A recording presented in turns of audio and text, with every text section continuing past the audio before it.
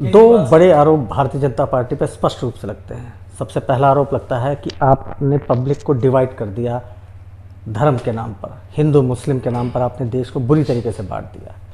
दूसरा आरोप लगता है हॉर्स ट्रेडिंग का, जहां आपकी सरकार नहीं होती आप सरकार गिरा देते हैं बाय हुक बाय क्रोक। और ये जो राजनीति का नया एजेंडा मार्केट में देखने को मिल रहा है, ये लोगों को ये कह रहा है कि आजकल तो कुछ ऐसे लोग कहते हैं चुनाव कराने की क्या जरूरत है, अगर हम जीत भी जाएंगे तो भाजपा खरीद लेगी। जितनी राजनीतिक पार्टियां का काडर है, सभी राजनीतिक पार्टियों को मिला लिया जाए, उससे लगभग 80 गुना बड़ा काडर हमारे प्रदेश अध्यक्ष ने, ओम प्रकाश धनखड़ जी ने हरियाणा में बना के दिखा दिया। जितने वोटों के ऊपर कोई एक राजनीतिक पार्टी या निगम का चुनाव जीतते होंगे, उतने उतने तो हमारे कार्यकर्ता एक ब्लॉक के अंदर है। अरे हमें तो अपने कार्यकर्ता का ही वोट मिल गया ना, तो मुझे आप विश्वास कीजिए दूसरी राजनीतिक पार्टियों को सुपड़ा साफ हो जाएगा।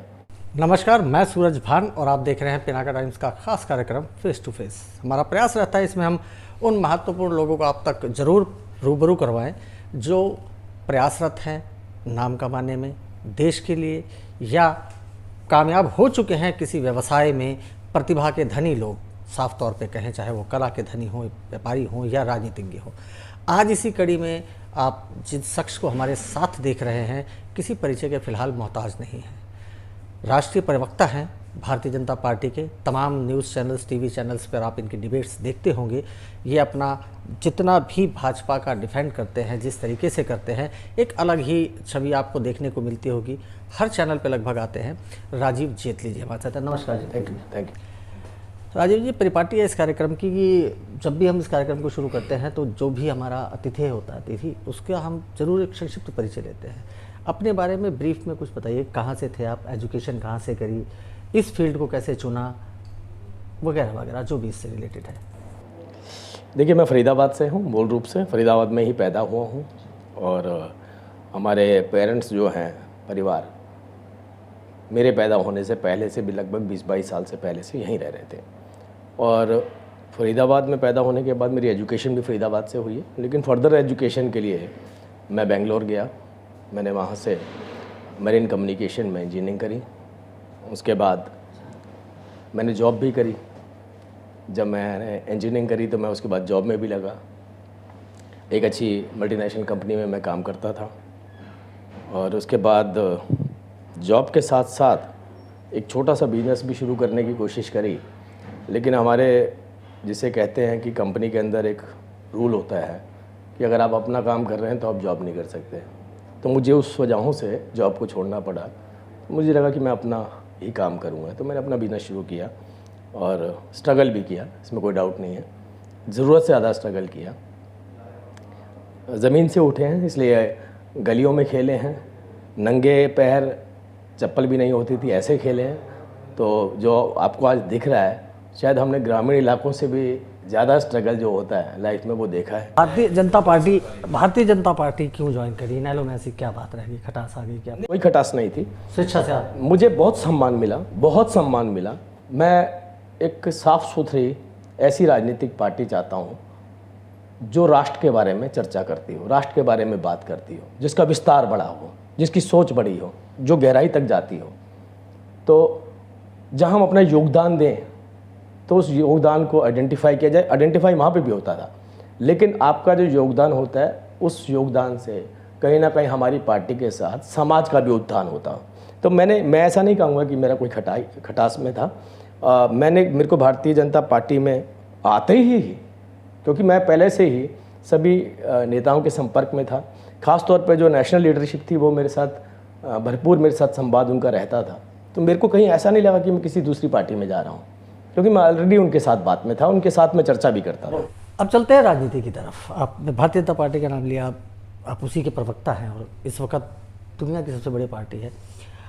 राहुल गांधी का जो ये यात्रा निकाली अभी राहुल गांधी ने, आम पब्लिक का ये मूवमेंट है, ये सोच है आम पब्लिक में, ये प्रचार हुआ, चाहे दुष्प्रचार हुआ चाहे अच्छा प्रचार हुआ, हम इस पर नहीं जाते, कि राहुल गांधी की यात्रा की जो दहशत है वो बीजेपी में साफ तौर पे दिख रही है, जिसका ये ड्रॉबैक है कि ताबड़तोड़ राहुल गांधी की तुरंत सदस्यता खत्म कर दी, उनको संसद के बाहर बिठा दिया, घर से बंगला खाली करने का आदेश दे दिया। इस बारे में क्या कहना है आपका? देखिए, राहुल गांधी जी की जो यात्रा है मुझे हैरानी होती है, जिसने उस यात्रा को क्लोजली कवर किया है, तो मुझे लगता है उन्होंने यात्रा शुरू करी थी कन्याकुमारी से, उस दिन से उन्होंने अपनी पार्टी के लिए चुनौतियां पैदा करनी शुरू कर दी थी।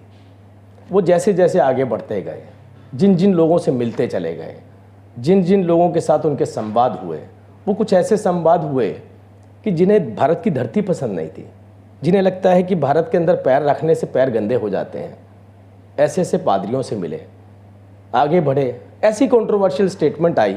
मुझे लगता है कि कांग्रेस के जो कार्यकर्ता थे उनका बीपी बढ़ा हुआ था, डरे हुए थे कि राहुल गांधी जितने कदम आगे रखेंगे उतना हमारा नुकसान होता चला जाएगा। मुझे तो ऐसा लगता है कि शायद जो इनकी स्टेट लीडरशिप थी वो भी घबराई हुई थी कि राहुल गांधी मेरे राज्य में से तो ना निकले कम से कम, क्योंकि वो मेरे राज्य में से निकले तो मेरा नुकसान हो जाएगा। तो ये उनकी इंटरनल फीलिंग थी। तो आप कहाँ, जो अगर डरा हुआ कोई आपको कोई सबसे ज़्यादा लगता है राहुल गांधी जी की यात्रा से, तो आप यार दिल पे हाथ रख के पूछवाइए उनसे, वो राहुल गांधी जी के एक आध प्रदेश में जो मुख्यमंत्री बीच में उनको टकराए हैं, शायद ज़्यादा वो घबराए होंगे। उसके अलावा उनकी जो स्टेट लीडरशिप है वो जिस भी प्रदेश की रही हो, उन्हें पता था कि चुनौती मेरे लिए पैदा करके जा रहे हैं। आज की डेट में भाजपा के लिए सबसे बड़ी पार्टी कौन सी चुनौती है?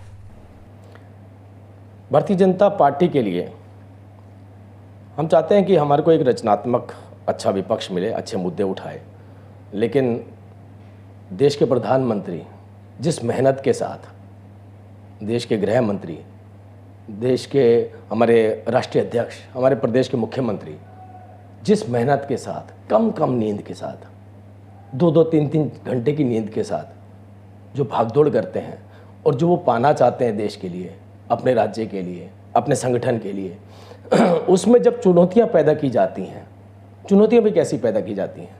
चुनौतियां इस तरीके की पैदा की जाती हैं कि जो देश के अंदर अपना योगदान दे रहे होते हैं उनके ऊपर उंगली उठाई जाती है। देश की सुरक्षा के लिए, रक्षा के लिए अगर कोई उपकरण खरीदे जाते हैं उन पर उंगली उठाई जाती है। बड़ा वक्त हमारा चला जाता है इन बातों में, और उसके बाद वो जो जिन जिन बातों पर उंगली उठाई जाती है वो न्यायालय तक भी जाते हैं। न्यायालय में जाने के बाद अब ये देखिए कि मुँह की भी खानी पड़ती है और माफ़ी भी मांगनी पड़ती है। कितना नुकसान हुआ हमारे देश का बताइए, जब आपके पास सबूत नहीं है किसी बात के। राफेल मामले में, किसी भी मामले में आप लीजिए, सबूत नहीं है, आपके पास सबूत नहीं होते हैं, अब मुद्दे उठाते हैं और मुद्दे उठाने के बाद माफ़ी भी मांगते हैं। दिल्ली आप बैक टू बैक 2 बार हार गए, क्या वहाँ मेहनत में कमी है क्या आपकी? देखिए, मैं मानता हूँ इस बात को, शॉर्ट टर्म कहते हैं systems are painful but fruitful. नियम कष्टदायी हैं लेकिन फलदायी हैं। नियमों को ताक पर रखकर केजरीवाल जिस तरीके की राजनीति कर रहे हैं उससे शॉर्ट टर्म का सर्वाइवल तो हो सकता है, लेकिन लॉन्ग टर्म का नहीं हो सकता। पंजाब भी उन्होंने जीत लिया। मैं वही बता रहा हूँ, आज पंजाब के हालात देखिए जा करके, पंजाब के किसी व्यक्ति से पूछ करके देखिए, पंजाब में घर में आदमी सुरक्षित नहीं है। पंजाब का रहने वाला, आप तो रैंडमली फ़ोन मिलाइए किसी को पंजाब में, रैंडमली मिला के देखिए, पूछिए पंजाब के हालात कैसे हैं, मत पूछिए किसी पॉलिटिकल आदमी से। आज घरों में लोग हर तरीके के मोटे से मोटे ताले ढूंढ रहे हैं, हाई टेक्नोलॉजी ढूंढ रहे हैं कि भाई मेरे घर में चोरी किसी भी वक्त हो जाएगी। इतने बुरे हालात पंजाब के हो गए हैं। किस तरीके से आतंकवाद फिर पनपाया जा रहा है वहाँ पर, कैसा माहौल बना दिया है। ये पंजाब तो बड़ा, जिसे कहते हैं ना, पंजाब के अंदर घुसने से एक खुली हवा आपको महसूस होती थी, एक खुशनुमा माहौल महसूस होता था। पंजाब के नाम से आपके चेहरे पे मुस्कान आ जाती थी, खुशी आ जाती, सब कुछ बर्बाद कर दिया। 2 बड़े आरोप भारतीय जनता पार्टी पर स्पष्ट रूप से लगते हैं। सबसे पहला आरोप लगता है कि आपने पब्लिक को डिवाइड कर दिया, धर्म के नाम पर, हिंदू मुस्लिम के नाम पर आपने देश को बुरी तरीके से बांट दिया। दूसरा आरोप लगता है हॉर्स ट्रेडिंग का, जहां आपकी सरकार नहीं होती आप सरकार गिरा देते हैं, बाय हुक बाय क्रोक। और ये जो राजनीति का नया एजेंडा मार्केट में देखने को मिल रहा है, ये लोगों को ये कह रहा है कि आजकल तो कुछ ऐसे लोग कहते हैं चुनाव कराने की क्या जरूरत है, अगर हम जीत भी जाएंगे तो भाजपा खरीद लेगी। जिस तरफ आप इशारा कर रहे हैं हिंदू मुसलमान, दड़बे में से हमने महिलाओं को बाहर निकाला है, दड़बे में से हमने बच्चों को बाहर निकाला है, उन महिलाओं को अधिकार दिए हैं, उन बच्चों को अधिकार दिए हैं। आप ये देखिए, हम ट्रिपल तलाक की बात करते हैं, अच्छा कानून और हम यूनिफॉर्म सिविल कोड की बात करते हैं। यूनिफॉर्म सिविल कोड के अंदर अगर किसी बच्चे को अडॉप्ट कर लिया जाता है और उस बच्चे को अधिकार मिलने होते हैं तो उसको अधिकार नहीं दिए जाते हैं। अगर आपने अडॉप्ट भी किया है इस्लामिक शरिया कानून के हिसाब से तो आप उसको अधिकार नहीं दे सकते हैं। हम यूनिफॉर्म सिविल कोड उस मुस्लिम बच्चे के लिए लेकर के आ रहे हैं। ट्रिपल तलाक को जो हमने हटाया वो उन महिलाओं के लिए हटाया। कौन कहता है कि हम मुस्लिम विरोधी हैं? अरे हम उस मानसिकता के खिलाफत में खड़े हैं जिस मानसिकता की वजहों से महिलाओं और बच्चों को दड़बे में डाला गया। और ये राजनीतिक पार्टियां आज से नहीं, आज़ादी के बाद से, नेहरू जी पहले व्यक्ति थे ऐसे जिन्होंने कहा था कि अगर मैंने, जब हिंदू कोड बिल लाया जा रहा था, तो ये कहा था कि अगर मैंने मुसलमानों को वही अधिकार दे दिए जो हिंदुओं को दे रहा हूँ तो उसमें मुस्लिम लोगों के अंदर डर की भावना पैदा होगी। तो उनको बोलना चाहिए था मुस्लिम पुरुषों के अंदर डर की भावना पैदा होगी, उन्होंने बोला मुस्लिम लोगों के अंदर। आज सोचिए लगभग 70 साल के बाद भी महिलाओं के पास वो अधिकार नहीं थे, तो किसने दिया कर? देश के प्रधानमंत्री नरेंद्र मोदी जी ने, भारतीय जनता पार्टी की सरकार ने। तो कौन कहता है कि हम मुसलमान विरोधी हैं? इन लोगों ने तुष्टीकरण की राजनीति करी, लोगों को छोटी छोटी कॉलोनियों में सीमित रखा, उनको पढ़ने नहीं दिया, उनको आगे बढ़ने नहीं दिया। आप देखिए हरियाणा का ही मैं एग्जांपल देता हूं आपको। आपके जो मुख्यमंत्री हैं आसाम के हेमंत बिस्वा जी, वो तो मदरसे ही बंद करने पे लग गए हैं। जिन जगहों पे हम देखिए, ये आप दो बातें करिए, योगी जी ने भी इस बात को रखा, हमारी सरकार, हर प्रदेश का मुख्यमंत्री करता है कि हम चाहते हैं कि बच्चों को एक अच्छी एजुकेशन मिले, वो टेक्निकल ट्रेनिंग लेके निकले, उनके व्यवसाय के लिए वो सबसे बड़ी महत्वपूर्ण उसके अंदर योगदान होना चाहिए। लेकिन अगर मदरसों के अंदर बच्चों को बरगलाया जाएगा, देश के खिलाफ खड़ा किया जाएगा, बच्चों को ये कहा जाएगा कि ये हिंदू हैं, ये तो आपका क्या कहना है कि मदरसे टेररिस्ट की जर्नी है क्या? मैं ये नहीं कह रहा हूँ कि मदरसे टेररिस्ट, हम कहते हैं मदरसे होने चाहिए, लेकिन कम से कम मदरसों का रजिस्ट्रेशन होना चाहिए। अरे इतना बड़ा अपने आप को इस्लामिक देश कहने वाला पाकिस्तान, परवेज़ मुशर्रफ, उन्होंने एक इनिशिएटिव लिया था, उन्होंने कहा था पाकिस्तान जैसा देश जो इस्लाम के आधार पर बना, जब वो ये कह रहा है कि हमारे मदरसों के अंदर आतंकवाद की ट्रेनिंग दी जाती है, तो सोचिए भारत के अंदर, जिसको ये डेमोक्रेसी हम कहते हैं, उसके अंदर क्या हम पाकिस्तान जैसा माहौल बना देंगे? जब उन्हें एहसास है तो हमारे देश के मुसलमान को क्यों नहीं एहसास होता? हमारी इन राजनीतिक पार्टियों को वो एहसास क्यों नहीं होता? दूसरा क्वेश्चन था हाउस ट्रेडिंग का। आपने महाराष्ट्र की चली चलाई सरकार गिरा दी, MP की चली चलाई सरकार गिरा दी, कर्नाटका में आपने भरकस प्रयास किया, 23 तो MLA बिक भी चुके थे, तो 4 उनके निकल आए जिन्होंने वीडियो लीक कर दिया हो। इसके बाद फिर लोकतंत्र बचता कहाँ है? यही तो लोकतंत्र है। खरीद लो। नहीं, यही तो लोकतंत्र है। आपके पास आज़ादी होनी चाहिए। जब आपको मालूम है कि मेरी, लेकिन इससे वोटर ठगा जाता है। महाराष्ट्र ना मैं बोलता, इससे वोटर ठगा जाता है। वोटर क्यों ठगा जाता है? एक मिनट विराम देना। मैंने अगर बीजेपी को वोट देना होता तो मैं पहले ही बीजेपी को वोट कर देता, मैं कांग्रेस को वोट क्यों करता? और जब मैंने कांग्रेस को वोट किया, यानी उस प्रतिनिधि को वोट किया, उसको आपने खरीद दिया, तो वोटर तो ठगा गया ना। मैं आपको महाराष्ट्र का एग्जांपल देता हूँ। महाराष्ट्र के अंदर सबसे ज़्यादा सीटें किसकी? हम भारतीय जनता पार्टी। अलायंस किसके साथ था? शिवसेना के साथ। मुद्दा क्या था? आप ध्यान दीजिए, मुद्दा क्या था? अब बताइए, अगर ठाकरे साहब ने, उद्धव ठाकरे जी ने अपने वोटर को चीट किया, अपनी पार्टी के MLA को चीट किया, जिनको सड़क पर उतारा था कैंपेनिंग के लिए, वो क्या जवाब देंगे जा करके? और ऐसे में अगर वही राजनीतिक पार्टी या वही विधायक मिलकर के एक बड़ा संगठन बना के, एक अच्छी अलायंस बना के सरकार बनाते हैं, तो जनता को जवाब देना उनके लिए ज़्यादा आसान है। MP में क्या किया फिर? MP में तो मैंने आपको बताया, कमलनाथ जी की सरकार थी, कमलनाथ जी के साथ। अब MP के अंदर आप भी देखिए, कौन सा ऐसा कांग्रेसी लीडर था जो अपने ही मुख्यमंत्री के साथ खड़ा होना चाहता था? देखिए, मैं आपको बताता हूं कि राहुल गांधी जी, इस गांधी परिवार की एक नीति है। गांधी परिवार लीडरशिप नहीं पनपने देना चाहती, गांधी परिवार पिट्ठू पालती है। उसका तो परिणाम वो भुगत ही रहे हैं। और अगर भुगत रहे हैं तो ये, जिसे आप हॉर्स ट्रेडिंग कह रहे हैं, उसको परिणाम भी कह सकते हैं। अब चलते हैं फरीदाबाद में, जहाँ के हम हैं। अभी आपने कुछ दिन पहले एक कार्यक्रम किया था, उसे आम जनता, जैसा सिंपल बात है, हमारे कोई सवाल नहीं होते। पहली बात तो ये, हम जो जनता को सुनते हैं उनको सिर्फ शब्दों में पिरो के आपके आगे रख देते हैं। छोले भटूरा पार्टी नाम दिया गया था उसको, और उस पार्टी में पूरे विधानसभा में चर्चा रही कि आप मेयर पद के चुनाव की दावेदारी कर रहे हैं। किसी ने कहा विधानसभा की तैयारी कर रहे हैं। कहाँ की तैयारी कर रहे हैं आप? पहले तो मैं आपको बताता हूँ कि जो छोले भटूरा जो फेमस हो गया, मैंने मीडिया में देखा इसको, कि हम सुबह, जब हमारी बहुत बड़ी टीम है, हम जब वॉक करते हैं सुबह, तो बहुत बड़ी टीम है, तो हम आपस में चर्चा करते हैं और ये डिस्कशन होती है कि भाई तुमने वहाँ का वो खाया कि नहीं खाया। तो इसी तरीके से कोई छोले भटूरे का नाम आया, तो उन्होंने कहा कि आपने पुरानी दिल्ली के वो खाए, या हमें कभी खाने के लिए चलेंगे, हमें लेके चलिए, जो भी फेमस जगह। हाँ, तो मैंने उनसे कहा कि वो मेरा दोस्त ही है, तो मैं, अगर आपको इतनी इच्छा है तो मैं उसको यहाँ बुला लेता हूँ। तो मैंने उनको बुलाया, लेकिन धीरे धीरे करते करते सोचा कि यार 2 दोस्त और सही, दो दोस्त और कई, और आप विश्वास कीजिए कि वहाँ जहाँ हम सोच रहे थे कि 20, 25, 30 लोग बैठेंगे, तो वहाँ 200-250 हो गए, 300 हो गए, और 300 से 500 के मैसेज मेरे पास ऐसे हैं जो शायद नाराज़ होकर बैठे हैं कि तुमने मुझे नहीं बुलाया, जबकि वो बड़ा छोटा सा प्रोग्राम था और वो प्रोग्राम ने मीडिया शेप भी ले ली, और मैं मीडिया के नाते वहाँ कोई नहीं आया था। जो मेरे जिससे निजी संबंध थे, जो मेरे मित्र थे, जो आज से नहीं बहुत लंबे वक्त से थे, मैंने उन्हें कहा था कि आप मीडिया के नाते नहीं। तैयारी किस चीज़ की चल रही है? तैयारी भाजपा की, भारतीय जनता पार्टी की सरकार हरियाणा के अंदर दोबारा से बने, केवल तैयारी उस चीज़ की है। दावेदारी करेंगे आप? भारतीय, ये देखिए, ये बड़ा, मैं आपको बताता हूँ, मुझे क्योंकि हम मीडिया में हैं तो ये जानकारी होना बहुत ज़रूरी बात है।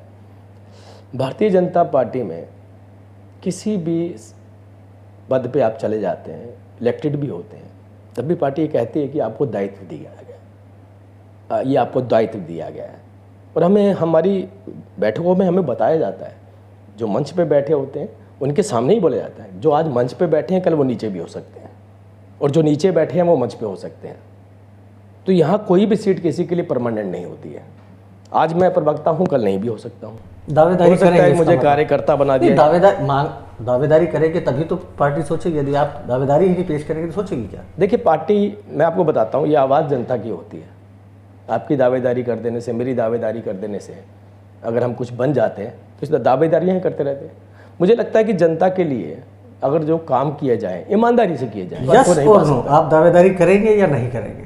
मैंने आपको बोला, हमारी तो कल्चर ही नहीं है दावेदारी का। हमारा तो कल्चर है कार्यकर्ता बन के रहिए। पार्टी जिस दिन उपयुक्त समझेगी उस दिन जिस भी चुनाव को लड़वाना चाहेगी, नहीं लड़वाना चाहेगी, पार्टी का निर्णय है। हम दोनों ही निर्णय जो है वो हमारे सर आंखों पे, हम दोनों निर्णय को मानेंगे। आप किस लीडर को आइडियल मानते हैं? अभी तो दुनिया ही मोदी जी को आइडियल मानती है। लिटरेचर की बात की जाए तो आप किसे फॉलो करते हैं? मैं सभी को फॉलो करता हूँ। मेरी एक आदत है कि मैं पढ़ता हूँ, मेरी आदत है कि मैं पढ़ने के बाद विश्लेषण भी करता हूँ और उसको डिस्कस भी करना चाहता हूँ। और ऐसा नहीं है कि कई अच्छे लिटरेचर जो मैंने पढ़े हैं मैंने उसमें त्रुटियाँ नहीं निकाली हैं। मैं बहुत सोचता बहुत हूँ कि ऐसा क्यों लिखा गया था, ऐसा क्यों है। इंजीनियर का तो काम ही क्वेश्चन मार्क है। हाँ। अच्छा, एक बात और बताइए, आपने यहाँ पे सांसद चौधरी कृष्ण पाल गुर्जर जी राज्य मंत्री भी हैं और एक ऐसे लीडर हैं जिसे हम डोमिनेटिंग लीडर कहते हैं, वो विपक्ष नहीं छोड़ा उन्होंने। यही हाल आपकी बड़खल विधानसभा में दिखता है। यहाँ विपक्ष तो है लेकिन यहाँ पक्ष में ज़्यादातर बंदे उड़ा दिए गए, चाहे चंद्र भाटिया हो, रीनू भाटिया हो, जो लीडर थे ख़त्म कर दिए गए। यही हाल कृष्ण पाल जी का है कि उनके ना तो नीचे कोई लीडर है पार्टी में जो उनके बराबर दावेदारी रखता हो या उनके बराबर आज की डेट पर कहे रुतबा कद रखता हो, और ना विपक्ष में है। कृष्ण पाल जी में क्या खूबी देखते हैं और एक कमी बताइएगा, उसमें कमी क्या है? कृष्ण पाल जी की कमी तो कृष्ण पाल जी बता सकते हैं। अगर मेरे के पास कोई कमी होती, मैं ईमानदारी से बोल रहा हूँ, मैं आपके चैनल पे बोल देता कि मुझे कमी उनके अंदर नज़र आती है। उन्होंने बहुत ईमानदारी के साथ, मेहनत के साथ भारतीय जनता पार्टी के अंदर कार्य किए। भारतीय जनता पार्टी के अंदर निष्पक्ष तरीके से, कभी देखिए आप, हर व्यक्ति उनकी एक बात के लिए बहुत तारीफ़ करता है कि वो बहुत सहज भाव से सबको लेते हैं। कभी उनको आपने नाराज़ होते हुए नहीं देखा होगा किसी के ऊपर, बहुत रेयरली वो नाराज़ होते हैं। मैंने देखा, लिखा, मैंने नहीं देखा, आपने मीडिया के माध्यम से कभी देखा हो तो देखा हो। और जिस तरीके से वो मेहनत करते हैं और अपने पार्टी के जितने कार्यकर्ता उनको सम्मान देते हैं, तो मुझे लगता है वही बात उनको आगे बढ़ाती चली जा रही है। लोग तो ये कहते हैं कृष्ण पाल से डर लगता है लोगों को, 13-14 लोगों की राजनीतिक जीवन ही खत्म कर दिया है, जो कोई विपुल जैसों की टिकट काट दी इस विधानसभा चुनाव में, ऐसा लोग कह रहे हैं, मैंने कह रहा। नहीं, देखिए मैं आपको बताना चाहता हूँ, मैंने आपको फिर बोला दायित्व, मैंने इसीलिए दायित्व बोला था आपको कि पार्टी ये कहती है कि आपको दायित्व दिया। अगर देखिए ऐसी नौबत होती तो क्या विपुल गोयल चुनाव नहीं लड़ सकते थे? लड़ सकते थे, इंडिपेंडेंट भी लड़ सकते थे। वो तो लेकिन पार्टी से बंधा हुआ आदमी, पार्टी से बंधा हुआ आदमी, उसको मालूम होता है कि पार्टी ने जो जिम्मेदारी मुझे दी है मुझे उसको निभाना है। जब उनको टिकट दी गई थी तब ये लोगों को नहीं पता था कि वो चुनाव लड़ेंगे। विधानसभा का चुनाव लड़ाया, मंत्री भी बनाया, और आज उन्हें कहा गया कि आप चुनाव नहीं लड़ेंगे तो वो घर बैठे हैं। अगर कोई व्यक्ति दूसरा होता तो वो किसी और पार्टी में चला जाता। ये पार्टी की खूबसूरती है हमारी, कि पार्टी का कार्यकर्ता इस बात के लिए तैयार रहता है कि मैं कभी भी कुछ भी। अच्छा, अगर पार्टी ने आपको दायित्व दिया कि बड़खल विधानसभा से आपको चुनाव लड़ना है तो आपका पहला काम क्या होगा? आपको क्या लगता है कि यहाँ इसी चीज़ की जरूरत है जो हुई? एक हाइपोथेटिकल क्वेश्चन कर रहे हैं आप मुझसे कि आप भटकल विधानसभा से आपको क्या लड़ाया जाए तो क्या हो? आप क्या पहला काम करना चाहेंगे कि जैसा आपको लगता है कि हर कोई अपनी आइडियोलॉजी से आता है, अपने सोच से आता है, उसका एक माइंड सेट होता है, जैसे मोदी जी का माइंड सेट है, उन्होंने उठाया सारा विपक्ष, सब कुछ, सारा बुरे बिस्तर खा लिए, कोई नहीं है, जितना मर्जी दौड़ लो, लीड ही लेनी है। अब कहते हैं वो आपकी विधायिका नहीं कहा, उस दिन के प्रारब्ध के लिए तो केवल एक वोट ही काफ़ी होता है अंदर जाने के लिए, लेकिन बाकी लीड है। आपकी पार्टी के सामने फिलहाल कोई चैलेंज नहीं है बड़ा, लेकिन मैं कहता हूं कि ऐसा कौन सा काम है जो बड़खल विधानसभा भी नहीं हुआ? देखिए, मैं भटकल विधानसभा की बात नहीं करूंगा, लेकिन मैं एक दूसरे तरीके से आपको चीज़ समझाने की कोशिश करता हूं। अगर आप अच्छा तैरना जानते हैं तो आपकी मेहनत कम लगती है, टेक्निक आपके काम आती है। और आप कम तैरना जानते हैं तो आप पानी उछालते रहते हैं, आगे नहीं बढ़ पाते हैं। तो मुझे लगता है कि ये एक नीति है, बहुत अच्छी नीति है, कि आप बेहतर तरीके से अगर चीज़ों को अंजाम तक पहुंचाएंगे तो ज़्यादा लोगों का फ़ायदा होगा। मैं इसको एक दूसरे तरीके से समझाने की कोशिश करता हूँ। To reach out maximum people at lowest cost, ज़्यादा लोगों के पास तक सुविधाएं कम से कम कीमत में कैसे पहुंचाई जाएं, इसके लिए आपको रूपरेखा तैयार करनी पड़ती है। इसके लिए आपको एक विजन लेके आना पड़ता है, सोचना पड़ता है, और वो सोचने के बाद जब आप काम को अंजाम देते हैं तो वो ज़्यादा लोगों तक पहुंचता है, वो विजिबल होता है, वो दिखता है, और वो दिखता है, लोग उसको महसूस भी करते हैं। आप मानते हैं, मैंने रोका आपको, जब से भारतीय जनता पार्टी की सरकार आई है और तब से भ्रष्टाचार ज़्यादा बढ़ गया है? मुझे लगता है कि भ्रष्टाचार की चर्चाएं ज़्यादा हो गई हैं। अब मैं बताता हूँ उसकी वजह क्या है। अब आप देखेंगे हर दूसरे या तीसरे दिन आपको एक खबर आती है, किसी अधिकारी को रिश्वत लेते हुए पकड़ा गया, उसको जेल की सलाखों के पीछे। रिश्वत चल रही तभी तो पकड़ा है। मैं इसीलिए बोल रहा हूँ, या तो आप इसको दूसरे तरीके से शुरू करते हैं। आपने प्रश्न गलत पूछा है। आप बोलते अरे इतना ईमानदार प्रशासन था हमारा, रिश्वत नाम की तो चीज़ ही नहीं थी हरियाणा में, आपकी सरकार में शुरू हुई तो पकड़ना शुरू हुआ। या तो आप इससे ऐसे पूछते, क्योंकि इस प्रदेश के अंदर बढ़ गया है। मैं भ्रष्टाचार पकड़ा जा रहा है। भ्रष्टाचार तो रूट में था हमारी, भ्रष्टाचार तो जड़ों में था हमारी। हमसे पहले की सरकारों के अंदर देखिए 3-3 मंत्रियों के, 4-4 मंत्रियों के तो ऑडियो तक वायरल हो गए थे पैसे लेने के लिए ऊपर। ये मैं अभी प्रशासन की बात नहीं कर रहा, मैं नेताओं की बात कर रहा हूं। ऊपर से टॉप से लेके बॉटम तक आप देखेंगे, गांधी परिवार से लेकर के नीचे विधायक से भी नीचे चले जाएं आप, किसके, अरे हम तो छोड़िए, हमारे को कांग्रेस के अपने ही मंत्रियों ने दूसरे मंत्री के ऊपर भ्रष्टाचार के इल्जाम लगाए थे, हमने नहीं लगाए थे, और सबूत के साथ लगाए थे। तो भ्रष्टाचार तो कल्चर था यहाँ का।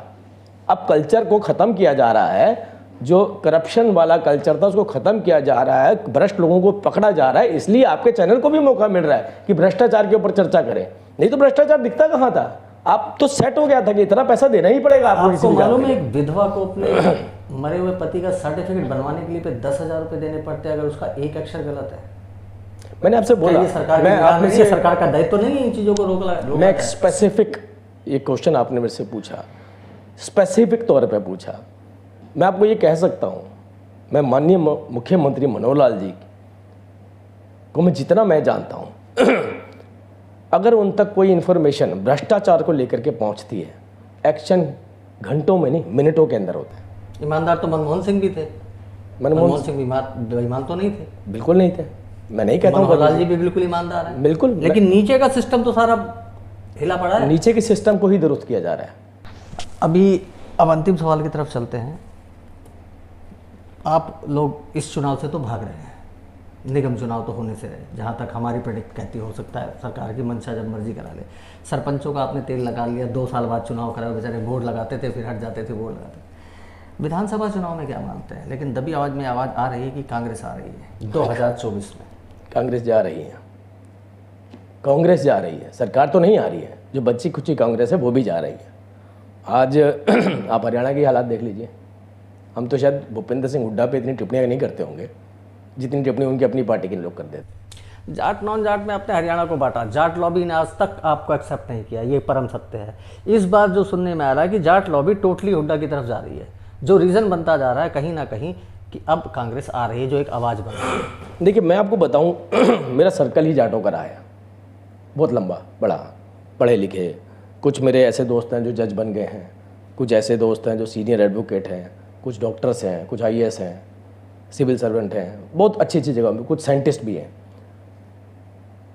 वो लोग ये कहते हैं कि हम मानते हैं कि हमारे प्रदेश के अंदर जिस तरीके की व्यवस्थाओं को बनाया गया, उन व्यवस्थाओं के चलते जातिगत आधार पे एक व्यक्ति, नॉट राजनीतिक पार्टी, एक व्यक्ति की तरफ झुकाव रहा। लेकिन जो मनोहर लाल जी जिस तरीके की नीतियां लेके आए हैं, तो पढ़ा लिखा व्यक्ति उसका एहसास करते हुए उनके साथ खड़ा है। आप भी देखिए कितना अभी पीछे जब जाट एजिटेशन हुआ तो बोला कि भारतीय जनता पार्टी की खिलाफत की जाएगी। 10 की 10 सीटें हरियाणा के हर व्यक्ति ने, किसी भी समुदाय से क्यों ना आता हो, वो जाट हो, गैर जाट हो, नॉन जाट है, जो भी आप नाम दें, मैं तो उसे हरियाणवी का नाम देता हूँ, वो मोदी जी को वोट पड़ता है। लेकिन अब की बार 75 पार और 40 भी नहीं पार कर पाए। वो तो आप सोचिए, अगर आप कह रहे हो मोदी जी को पढ़े, तो मोदी जी का मतलब भारतीय जनता पार्टी, भारतीय जनता पार्टी को ना ना ना इसे आप एक्सेप्ट करिए। मोदी जी का कद फिलहाल भारतीय जनता पार्टी से बहुत ऊपर जा चुका है। आज की डेट में वोट मोदी जी को पड़ते हैं, ये आप स्पष्ट मान के चलिए। हाँ, आपका संगठन बहुत बड़ा है, मेहनती संगठन है, आपके पैरेलल आपकी RSS की विंग चलती रहती है, जो लोगों में जिसको अपना बना ले, पता नहीं कौन सी गिदड़ सिंह है, वो अखिलेश यादव का मुझे बयान आज भी याद है, कहते हैं कि वह गिदड़ सिंह घुमा देते हैं लोगों के ऊपर। मैं इसको इस तरीके से 10 सीटें आई, लेकिन आप 75 पार का नारा देके 40 पे अटक गए। मैं आपको बताता हूँ, ठीक है, हमने 75 पार का नारा दिया था, हमारी सीटें उतनी नहीं आ पाई, हम मानते हैं, इस बात के ऊपर हमने विश्लेषण भी किया।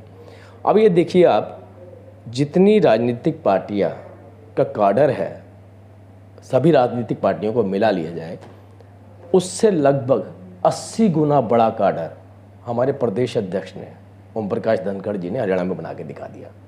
80% से भी ज़्यादा जितने वोटों के ऊपर कोई एक राजनीतिक पार्टी या निगम का चुनाव जीतते होंगे, उतने उतने तो हमारे कार्यकर्ता एक ब्लॉक के अंदर है।